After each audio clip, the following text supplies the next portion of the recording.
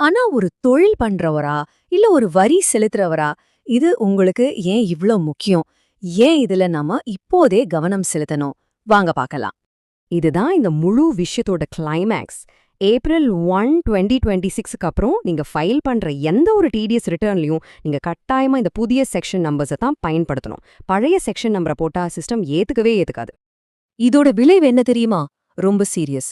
ஒருவேளை நீங்க தெரியாம பழைய செக்ஷன் நம்பரையே போட்டுட்டீங்கன்னா, உங்க டிடிஎஸ் ரிட்டர்ன் ஆன்லைன் வேலிடேஷன்ல ஃபெயில் ஆகி மொத்தமா ரிஜெக்ட் ஆயிடும்.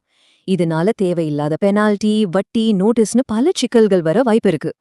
இந்த மாதிரி சிக்கல்களை தவிர்க்கத்தான் நதி டாக்ஸ் சொல்யூஷன்ஸ் மாதிரி நிபுணர்களோட உதவி நமக்கு ரொம்ப அவசியம்.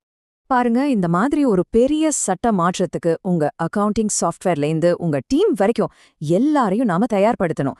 சரியான நேரத்துல சரியான ஆலோசனை மூலமா இந்த மாற்றத்தை ரொம்ப சுலபமா கையாளலாம். இது சம்பந்தமான உதவிகளுக்கும் வரி ஆலோசனைகளுக்கும் நீங்க நதி டாக்ஸ் சொல்யூஷன்ஸ் தாராளமா அணுகலாம். அவங்களோட கான்டாக்ட் நம்பர் இங்க இருக்கு.